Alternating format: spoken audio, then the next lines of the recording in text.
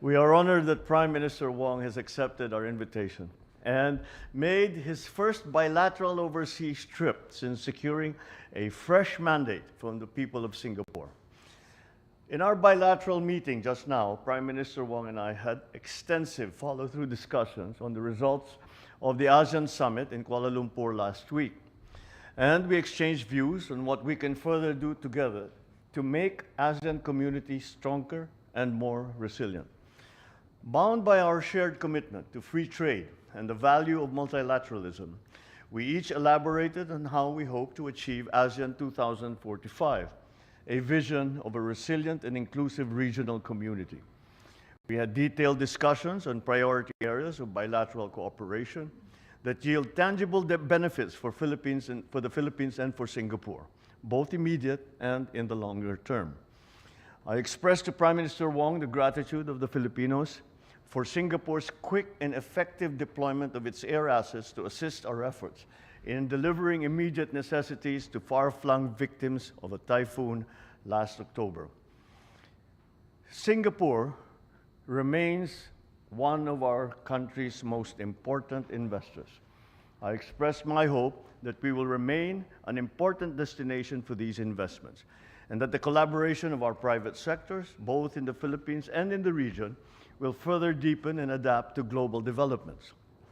Our climate change mitigation, our two countries reaffirmed our commitment to collaborate on a carbon credits mechanism in line with Article 6.2 of the Paris Agreement by commencing negotiations on an implementing arrangement.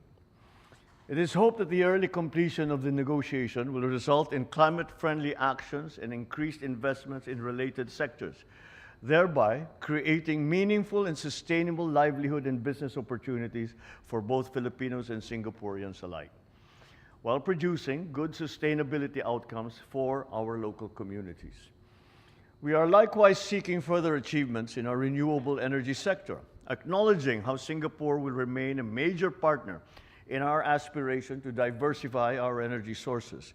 I encourage Singapore to increase its investments in the renewable energy sector as part of our forward-looking bilateral agenda.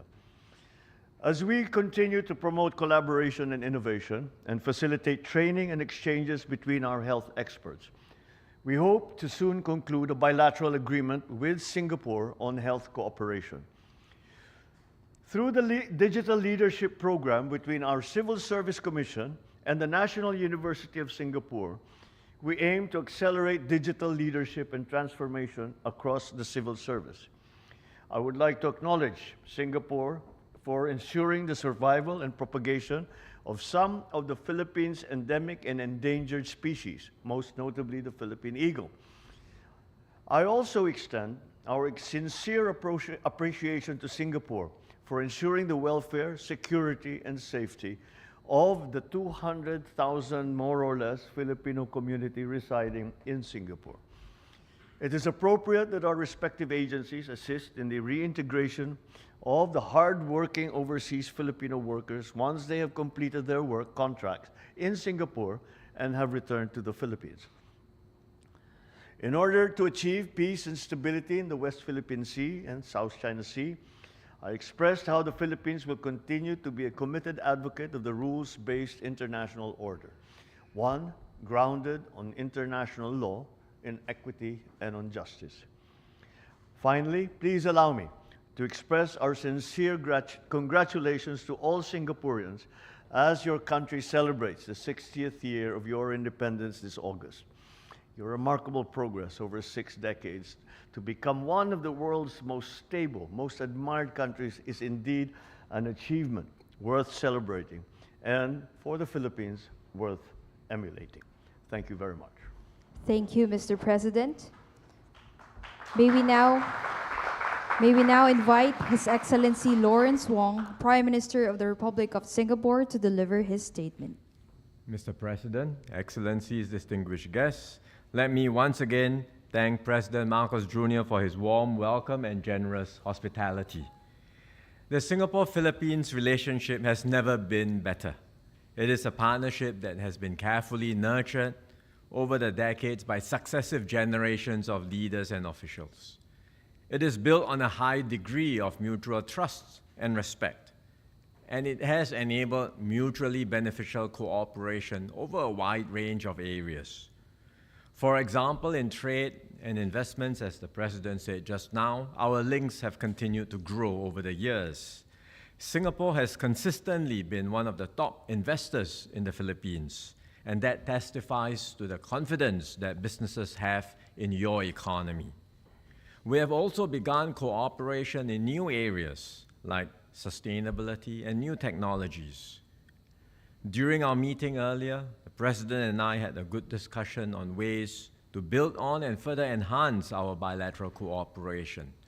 Let me add on to the areas that the President highlighted just now. First, we agreed on the importance of expanding our collaboration in renewable energy, both bilaterally and also in the region.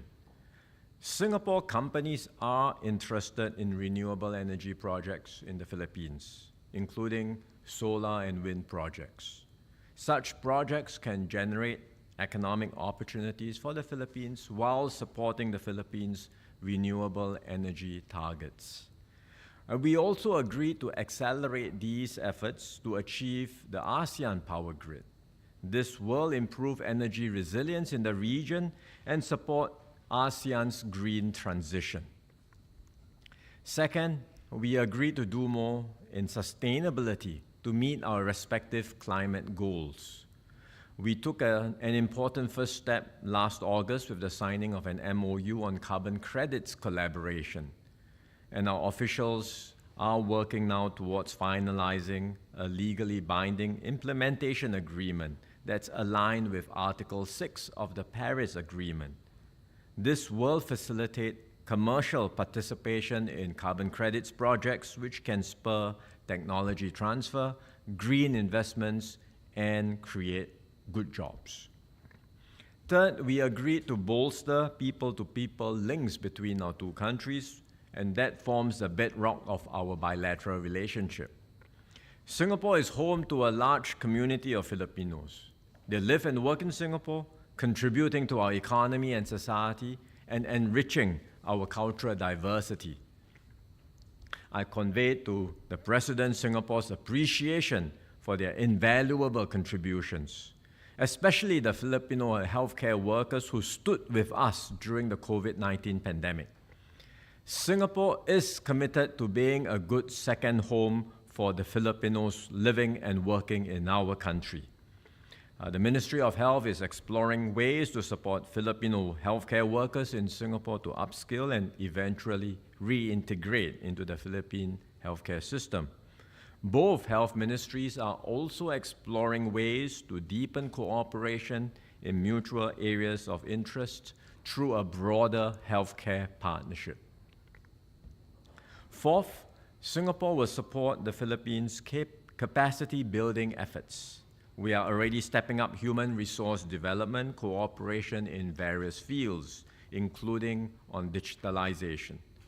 For example, as the President said just now, the National University of Singapore has developed a leadership program to advance the Philippine Civil Service Commission's digital transformation agenda. The Temasek Foundation has also been active in the healthcare space in Taguig City. So we will continue to step up cooperation in these fields and more. Finally, the President and I agreed to work closely together in ASEAN. We are both founding members of ASEAN, so Singapore and the Philippines share a common interest in preserving ASEAN centrality and unity. This will be critical in accelerating the integration of the region and enabling us to unlock the full potential of ASEAN. It will also enable ASEAN to better engage our external partners like the GCC countries or the EU. So the Philippines can count on Singapore's full support for its ASEAN chairmanship next year.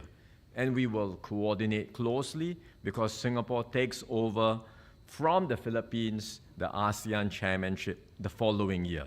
So we will work shoulder to shoulder, side by side. And I look forward to partnering President Marcos Jr. to chart the next phase of our bilateral partnership. I am confident that under his leadership, the Singapore-Philippine relations will continue to grow from strength to strength. Thank you. Thank you, Prime Minister Wong. Excellencies, distinguished guests, this concludes the joint press event. Thank you and good evening.